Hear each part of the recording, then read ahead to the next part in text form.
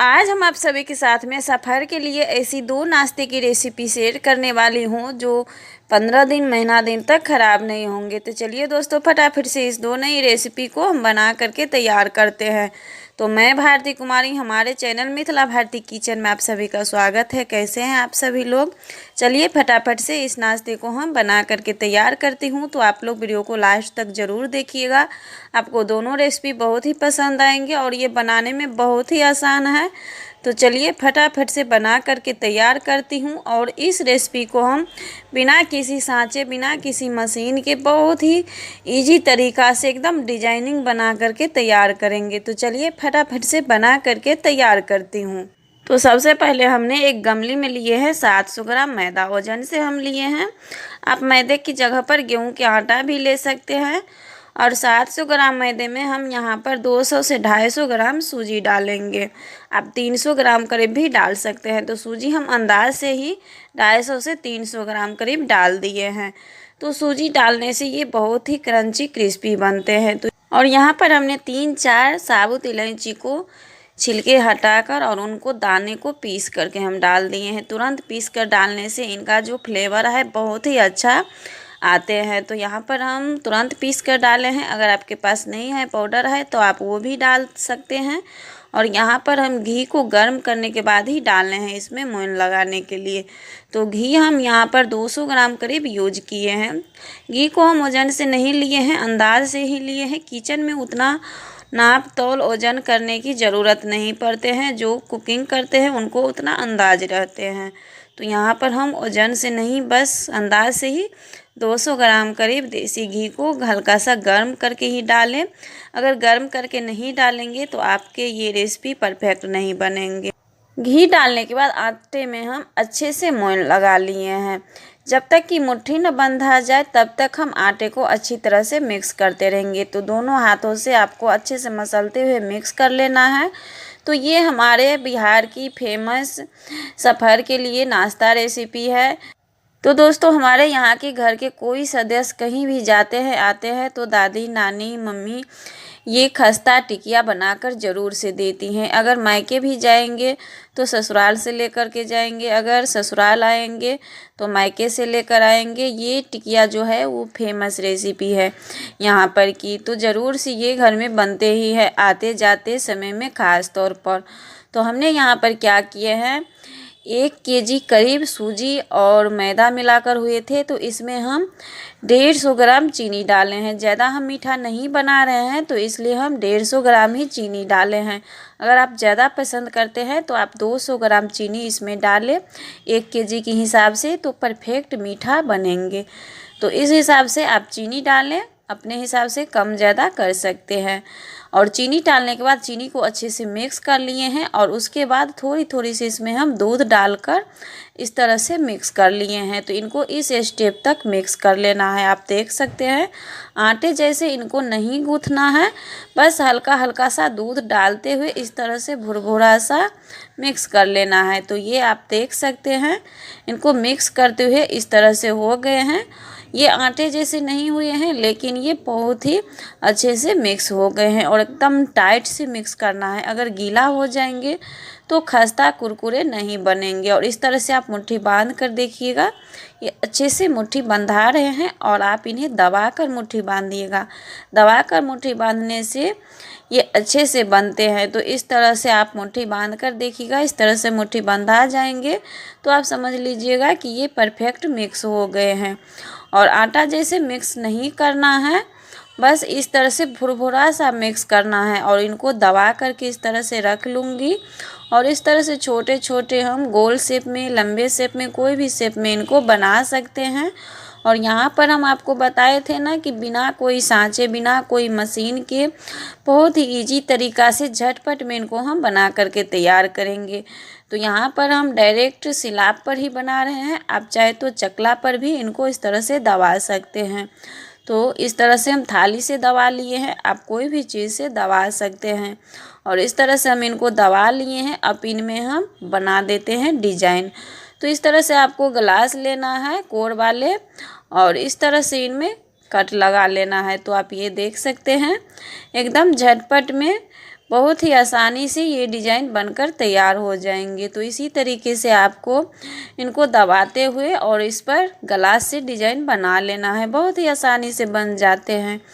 और यहाँ पर हम एक प्लेट करीब बना लिए हैं। अब चलते हैं गैस की तरफ, क्योंकि इनको फ्राई करने में थोड़ा सा ज़्यादा टाइम लगते हैं। क्योंकि इनको जैसे हम लिट्टी वगैरह फ्राई करते हैं, हल्का सा तेल गर्म में बस डालते ही हल्का सा बबल आने लगे, उसी तरह से तेल को गर्म करना है। तो आप इनको रिफाइन तेल, घी में, किसी में भी फ्राई कर सकते हैं। तो यहाँ पर हमने रिफाइन तेल डाले हैं और तेल को हल्का सा ही गर्म किए हैं। जैसे ये टिकिया डालेंगे तो हल्का सा बबल आएंगे। बस इसी तरह से तेल को गर्म रखना है और इसमें हम एक एक करके जितना एक बार में हो सके सारी टिकिया डालेंगे। और आँच को हम कभी धीमा रखेंगे, कभी मीडियम रखेंगे, लेकिन तेज़ आँच इसमें हम कभी नहीं रखेंगे। और इस तरह से हम हल्का सा एक तरफ से सिकने देंगे। उसके बाद हम इनको एकदम आराम से दूसरी तरफ पलट देंगे। और जब तक ये फ्राई होंगे तब तक हम आगे के लिए फिर से बना करके रख लेंगे। तो इस तरह से आपको एक एक करके पीस को इस तरह से उल्टाना है। अगर आप चलाते हैं उल्टा देंगे तो ये टूट भी सकते हैं। तो आप दोनों तरफ से हल्का हल्का सिकने दीजिए, उसके बाद आप चलाएंगे तो नहीं टूटेंगे। तो दोस्तों इसी तरह से दोनों तरफ हम इनको उल्टा दिए हैं और दोनों तरफ से जब हल्का हल्का सा सिक जाएंगे उसके बाद हम इस तरह से चलाते हुए और आँच को हम बीच में कभी मीडियम कर देंगे, कभी धीमा कर देंगे। बस इसी तरह से आँच को रखना है। मैं बार बार बताती हूँ, इस तरह से आप आँच को रखेंगे तो ये देखने में भी बहुत ही लाजवाब के बनेंगे और अंदर तक ये अच्छे से क्रिस्प होंगे। अगर आप तेज़ आँच कर देंगे तो ऊपर से जल्दी ही गोल्डन ब्राउन दिखने लगेंगे, लेकिन खाने में आपको टेस्ट नहीं मिलेंगे। तो इसी तरीके से आप फ्राई करिएगा तो इनका कलर बहुत ही परफेक्ट आएंगे। और इस तरह से आप फ्राई करके निकालेंगे तो इनका कलर इतने लाजवाब के होंगे कि आपको ज़रूर से देखते हुए मुंह में पानी आ जाएंगे कि कब इन्हें खा लूं। तो दोस्तों अगर आप लोगों को हमारी ये रेसिपी पसंद आई हो तो वीडियो को लाइक ज़रूर से कर दीजिएगा। और अगर आप लोग चैनल पर नए हैं तो फटाफट से चैनल को सब्सक्राइब कर दीजिएगा और ज़्यादा से ज़्यादा अपने दोस्तों में, रिश्तेदारों में इस रेसिपी को, इस वीडियो को शेयर कर दीजिएगा ताकि वो लोग भी इस तरह के रेसिपी बना करके खा सकें। तो यहाँ पर हम जो पीसेस फ्राई होने के लिए रखे थे उनको हम निकाल लिए हैं और तेल में जो भी छोटे मोटे टुकड़े बचे हैं उनको भी हम निकाल लेंगे, नहीं तो ये काले पड़ जाएंगे। और वापस से हम जो पीसेस बना करके रखे हैं उनको सेम तरीके से हम डालेंगे। तो आप इनको दबाते समय में आप ध्यान रखिएगा कि मोटा इनको नहीं रखिएगा। अगर मोटा रखेंगे तो खाने में आपको अच्छे नहीं लगेंगे। इस तरह से ही पीसेस रखिएगा। जैसे एक उंगली में एक गिढ़ा होते हैं उससे आधा मोटा रखिएगा। तो इस तरह से रखते हैं तो क्रिस्पी बनते हैं, और अगर मोटा रख देंगे तो ये अंदर से अच्छे से नहीं पकेंगे। तो इसी तरीके से सारे पीसेस को बनाकर फ्राई कर लेना है। ये ढेर सारे बन जाते हैं। बस 1 केजी सूजी मैदा में आप देखिएगा कितने सारे बनते हैं। तो दूसरा बार जो हम दिए थे वो भी फ्राई हो गए हैं। अब जो बाकी बचे की पीसेस हैं उनको भी हम इसी तरीके से फटाफट से फ्राई कर लेंगे।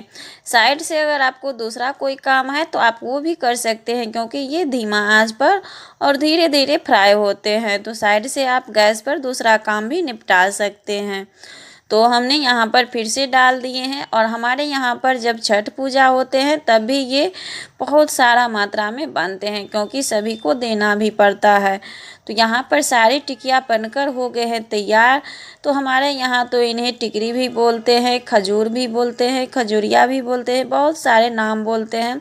ठेकुआ भी कभी कभी कोई बोल देते हैं। और आप लोग इन्हें क्या बोलते हैं और आप लोग के यहाँ पर ये कब बनते हैं और बनाते हैं कि नहीं, ज़रूर से बताएं। और ये देख सकते हैं कितने क्रिस्पी बने हैं। बस उंगली लगाते ही ये अच्छे से टूट जाते हैं। तो बिना किसी मशीन, बिना किसी सांचे के बहुत ही इजी डिजाइनिंग वाले ये खजूरिया बनकर तैयार हो गए हैं। तो दोस्तों आप लोगों को हमारी ये नाश्ते की रेसिपी कैसी लगी कमेंट में हमें ज़रूर बताइए। अगर हमारी ये नाश्ता की रेसिपी आप लोगों को पसंद आई हो तो वीडियो को लाइक ज़रूर से कर दीजिएगा और ज़्यादा से ज़्यादा अपने दोस्तों में, रिश्तेदारों में शेयर कर दीजिएगा। और आप इन्हें एयर बंद डिब्बा में रख लीजिए और जब चीज़ चाहे तब आप महीना 2 महीना तक इन्हें खा सकते हैं। तो चलिए फटाफट से दूसरा नाश्ता भी बना करके आप लोगों को दिखा देती हूँ। वीडियो को आप स्किप मत कीजिए, फटाफट से ये नाश्ता भी देख लीजिए। तो यहाँ पर हम डाल दिए हैं एक कढ़ाई में थोड़ी सी रिफाइंड तेल, और रिफाइंड तेल में हम थोड़ी सी ड्राई फ्रूट फ्राई कर लेंगे। आपको जो ड्राई फ्रूट पसंद है आप वो ड्राई फ्रूट सब फ्राई कर सकते हैं, लेकिन इस नाश्ते में ज़्यादा बेहतर रहते हैं काजू किशमिश बादाम ही। तो यहाँ पर आप ज़रूर से काजू किशमिश बादाम लीजिए। अगर नहीं डालना चाहते हैं तो आप स्किप भी कर सकते हैं इनको। तो हल्का सा हम क्या करेंगे, काजू को रोस्ट कर लेंगे, ज़्यादा नहीं हल्का ही। काजू रोस्ट करने के बाद यहाँ पर फटाफट से पतले स्लाइस में कटे हुए नारियल को हल्का रोस्ट कर लेंगे। नारियल फटाफट से रोस्ट हो जाते हैं, तो आप डालते ही हल्का सा चलाइए और फटाफट से इनको निकाल लीजिए। तो हमारा नारियल भी अच्छे से फ्राई हो गए हैं। अब मैं यहाँ पर थोड़ी सी किशमिश को फ्राई कर लूँगी। तो किशमिश को डालते ही निकाल लेना है, क्योंकि ये और जल्दी फ्राई हो जाते हैं। अगर आप नहीं फ्राई करना चाहते हैं तो आप किशमिश को बिना फ्राई किए हुए भी डाल सकते हैं। तो तीनों चीज़ को हमने फ्राई कर लिए हैं। अब मैं यहाँ पर 1 मुट्ठी के करीब फ्राई कर लूँगी बादाम। तो आप बादाम नहीं डालना चाहते हैं तो आप स्किप भी कर सकते हैं। अगर आपको इन नाश्ते में नहीं पसंद है तो बादाम को हल्का सा फ्राई करने के बाद निकाल लिए हैं। तो यहाँ पर मैंने 4 तरह के ड्राई फ्रूट लिए हैं, और अब इस तेल में हम थोड़ी सी करी पत्ता भी फ्राई करके निकाल ही लेती हूँ। तो थोड़ी सी सूखे हुए करी पत्ता थे, हमारे यहाँ ज़्यादातर नहीं मिलते हैं, तो थोड़ी सी करी पत्ता को हमने सुखा करके रखे हैं।